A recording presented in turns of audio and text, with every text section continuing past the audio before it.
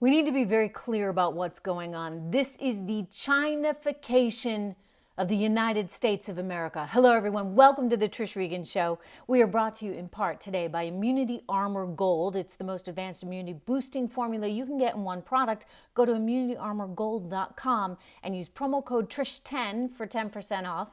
That's immunityarmorgold.com, promo code TRISH10. But really, when you think about this great country and the freedoms we've always enjoyed, the freedoms we've always had, and you combine what's happened really in the last year and a half, what you see is we're looking a lot less like the United States and a whole lot more like China. All right, I'm just going to use the latest example right now of how there's a government overreach, and whether it's, telling you how to live your life, or whether or not you can go to work, whether or not you can open doors at your business, and whatever their requirements may be for that. We also have a new one. We have a new one in that Democrats want the IRS to be able to crawl around in your bank account. First, they were like, okay, it's $600. If you have more than $600 in transactions in any given year, we want to be able to access that bank account and all the information in it. And then everybody was like, are you kidding? $600?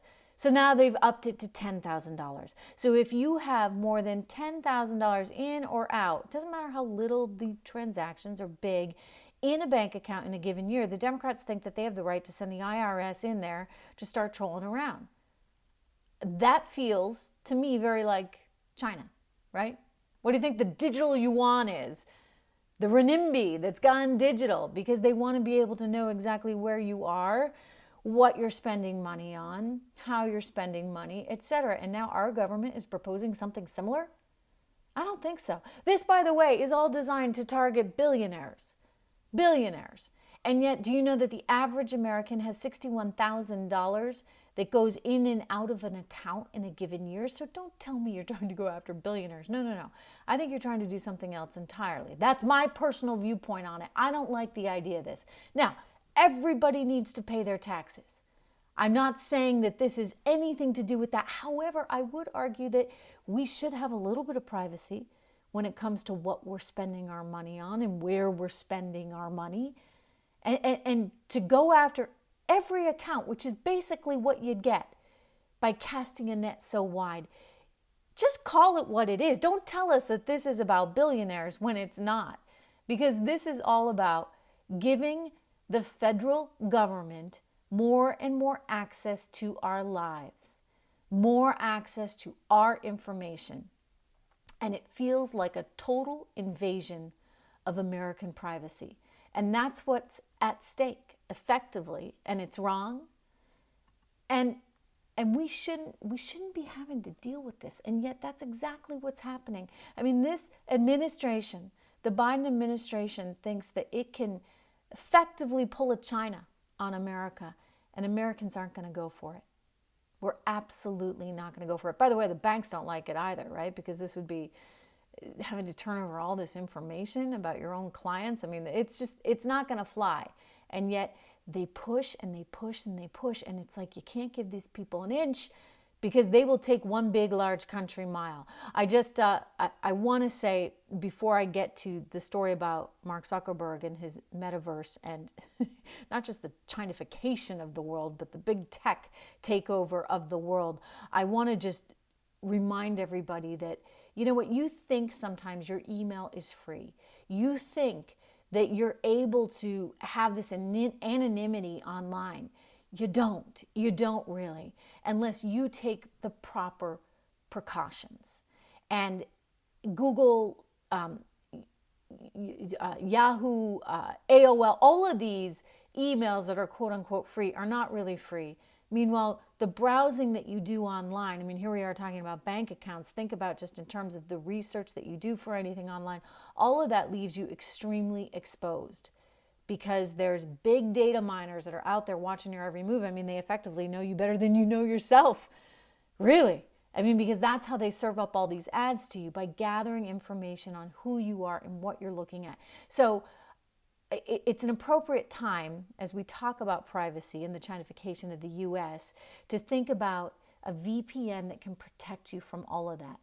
And I recommend using ExpressVPN. I actually use it myself. ExpressVPN.com/Trish, if you use code word Trish, would get you 3 months free, which is a great, great deal that I've worked out with them for you. I've used this for a while, expressvpn.com. I think it's really important to be able to maintain that privacy in your home. You can't have any expectation of it unless you are using ExpressVPN. So go to expressvpn.com/Trish, check that out. And remember, big tech is watching everything. It's really pretty alarming. And it's going to get more alarming. Facebook came out and said, it's got a new name. It wants to change its name to reflect what it's really working on, which is this alternative reality, virtual reality. And it wants to change its name, interestingly enough, to something called Metaverse. Well, the problem, sort of, with that is that there's a book you see by Neil Stephenson called Snow Crash. And it talks about, rather eerily, it's this dystopian novel, it talks about a time in the future in which big tech really is running everything. I mean, big tech runs the state. The big tech companies are more important than the state, because the state, what power do they have against big tech? Sound sort of strangely familiar. Anyway, this particular novel talks about metaverse. That's the sort of universe in which everybody's living, where big tech is controlling things. So it seems a little awkward, but perhaps a little fitting, that Mark Zuckerberg wants to rename his company Metaverse. And by the way, this didn't get lost on another tech guru, Jack Dorsey, who may have a bit of a rivalry, just a little, with Mark Zuckerberg, tweeted out the Neil Stephenson analogy, and also mentioned Central Intelligence Corporation, CIC, the Central Intelligence Corporation. That's what it would be, right?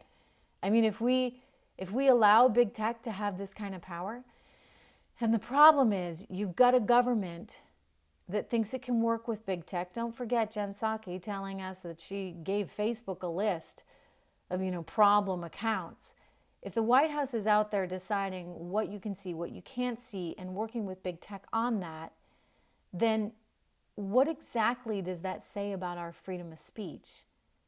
Really, that we don't have any, right? But it also tells you something about the government, and that ultimately big tech is deciding things for the government. And that's sort of what's so messed up in all of this. And I guess we should say, look, we've been warned. I mean, for goodness sakes, Mark Zuckerberg wants to rename his company Metaverse. So go check out Snow Crash. And again, I guess it's important to consider yourself warned. Thanks so much for tuning in. As always, make sure that we have a direct connection. Do me this favor. Right now, go to trishintel.com. Subscribe to my newsletter, my daily newsletter.